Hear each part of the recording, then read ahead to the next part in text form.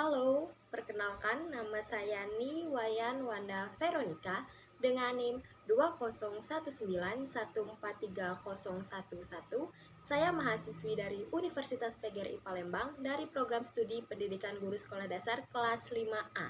Di sini, saya akan membuat video untuk memenuhi tugas mata kuliah Bimbingan dan Konseling SD dengan dosen pengampu Ibu Endang Surtioni, Magister Pendidikan. Adapun beberapa materi yang akan kita bahas di video kali ini, yaitu yang pertama definisi bimbingan dan konseling, yang kedua fungsi, sasaran, dan tujuan bimbingan dan konseling, yang ketiga asas-asas bimbingan dan konseling, yang keempat penyelenggaraan bimbingan dan konseling di sekolah, dan yang kelima yaitu peran guru dalam menunjang bimbingan dan konseling di sekolah dasar. Baiklah, materi pertama yang akan kita bahas yaitu pengertian bimbingan dan konseling. Yang pertama yaitu bimbingan. Menurut Prayitno dan Erman Amti, bimbingan adalah proses pemberian bantuan yang dilakukan oleh orang yang ahli kepada seseorang atau beberapa individu, baik itu anak-anak, remaja, maupun dewasa, agar orang yang dibimbing dapat mengembangkan kemampuan dirinya sendiri dan mandiri, dengan memanfaatkan kekuatan individu dan sarana yang ada dan dapat dikembangkan berdasarkan norma-norma yang berlaku. Lalu selanjutnya yaitu konseling. Menurut Prayitno, konseling adalah pertemuan empat mata antara klien dan konselor yang berisi usaha yang lurus, unik, dan humanis, yang dilakukan dengan hubungan antara masalah-masalah yang dihadapinya pada waktu yang akan datang. Jadi, bimbingan dan konseling merupakan kegiatan yang integral yang tidak dapat dipisahkan. Materi kedua yang akan kita bahas pada video kali ini yaitu fungsi, sasaran, dan tujuan bimbingan konseling. Yang pertama yaitu fungsi dari bimbingan konseling. Bimbingan konseling sendiri memiliki 4 fungsi, yaitu fungsi yang pertama, fungsi pemahaman, yaitu bimbingan konseling membantu konseli agar memiliki pemahaman terhadap dirinya, potensinya, dan juga lingkungannya. Fungsi yang kedua yaitu fungsi penyaluran. Artinya, bimbingan konseling membantu siswa dalam memilih jurusan, jenis sekolah, ataupun pekerjaan yang sesuai dengan minat, bakat, dan kepribadian lainnya. Yang ketiga, fungsi adaptasi, yaitu bimbingan konseling membantu petugas-petugas di sekolah, khususnya guru, untuk mengadaptasikan program pendidikan dengan minat, kemampuan, dan kebutuhan peserta didik. Yang keempat yaitu fungsi penyesuaian. Artinya, layanan bimbingan konseling berfungsi untuk membantu siswa untuk memperoleh kemajuan dan berkembang secara optimal. Selanjutnya yaitu sasaran dari bimbingan konseling. Pada prinsipnya, sasaran dari bimbingan konseling adalah untuk menghindari segala jenis hambatan belajar anak, baik faktor internal maupun eksternal.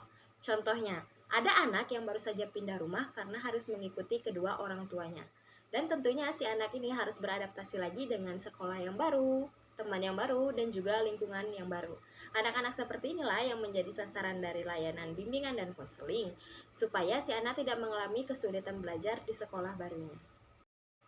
Yang terakhir yaitu tujuan bimbingan dan konseling. Bimbingan dan konseling sendiri memiliki 2 tujuan, yaitu tujuan umum dan tujuan khusus. Yang pertama, tujuan umum. Sesuai dengan tujuan pendidikan yang dinyatakan dalam Undang-Undang Sistem Pendidikan Nasional Nomor 2 Tahun 1989, yaitu terwujudnya manusia Indonesia seutuhnya yang cerdas, beriman, bertakwa kepada Tuhan Yang Maha Esa, dan berbudi pekerti luhur, memiliki pengetahuan, keterampilan, kesehatan jasmani dan rohani, kepribadian yang mandiri, serta rasa tanggung jawab kemasyarakatan dan kebangsaan. Sedangkan tujuan khususnya yaitu layanan bimbingan dan konseling bertujuan untuk membantu siswa agar dapat mencapai tujuan-tujuan perkembangan meliputi aspek pribadi, sosial, belajar, dan juga karir. Materi ketiga yang akan kita bahas di video ini yaitu asas-asas di bimbingan dan konseling.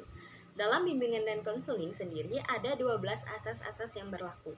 Yang pertama, asas kerahasiaan. Artinya, layanan bimbingan dan konseling menjamin kerahasiaan segenap data dan keterangan siswa. 2. Asas kesukarelaan. Artinya, bimbingan dan konseling menghendaki adanya kesukarelaan siswa dalam mengikuti kegiatan yang diperuntukkan baginya. 3. Asas keterbukaan. Artinya, menghendaki agar siswa bersikap terbuka dan tidak berpura-pura. 4. Asas kegiatan. Artinya, siswa yang menjadi sasaran dapat berpartisipasi aktif dalam penyelenggaraan bimbingan dan konseling. 5. Asas kemandirian. Artinya, siswa sebagai sasaran layanan bimbingan dan konseling diharapkan menjadi individu-individu yang mandiri. 6. Asas kekinian. Artinya, itu permasalahan yang dihadapi siswa adalah kondisinya sekarang. 7. Asas kedinamisan. Siswa hendaknya selalu bergerak maju, tidak monoton, dan terus berkembang. 8. Asas keterpaduan. Berbagai layanan, bimbingan, dan konseling baik dilakukan oleh guru, pembimbing, maupun pihak lain saling menunjang, harmonis, dan juga terpadu. 9. Asas kenormatifan, yaitu menghendaki seluruh layanan bimbingan dan konseling didasarkan pada norma-norma yang berlaku. 10. Asas keahlian, menghendaki agar layanan bimbingan dan konseling diselenggarakan atas dasar kaidah-kaidah profesionalisme. 11. Asas alih tangan kasus. Pihak-pihak yang tidak mampu menyelenggarakan layanan bimbingan dan konseling secara tepat dan tuntas atas suatu permasalahan siswanya dapat mengalih tangankannya kepada pihak yang lebih ahli. 12. Asas tuturi handayani, yaitu pelayanan bimbingan dan konseling secara keseluruhan dapat menciptakan suasana yang mengayomi. Yang keempat yaitu pelaksanaan bimbingan dan konseling di sekolah dasar. Yang pertama, peserta didik memerlukan persiapan yang matang sejak dini untuk menghadapi tugas yang lebih menantang di masa yang akan datang. Kedua, kondisi peserta didik di usia sekolah dasar yang masih kurang memiliki pemahaman atau wawasan tentang dirinya dan juga lingkungannya, juga belum memiliki pengalaman yang cukup untuk menentukan arah. Yang ketiga, penggunaan teknologi informasi dan komunikasi yang tidak bijak dapat memberikan dampak negatif bagi diri peserta didik.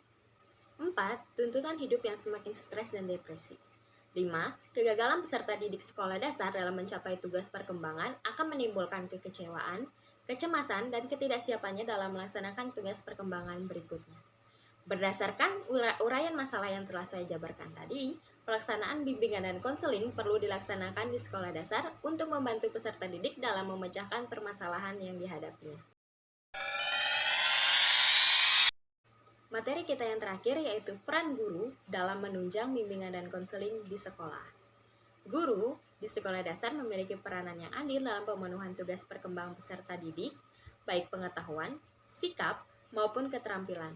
Suharjo mengemukakan bahwa guru sekolah dasar memiliki beberapa tugas, yaitu tugas profesional, kemanusiaan, dan juga sosial. Peran guru dalam menunjang bimbingan dan konseling di sekolah, khususnya sekolah dasar, sangat besar.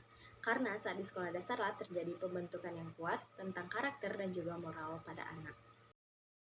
Baiklah, sekian pembahasan kita pada video kali ini. Terima kasih karena telah menonton video ini hingga selesai. Bye-bye!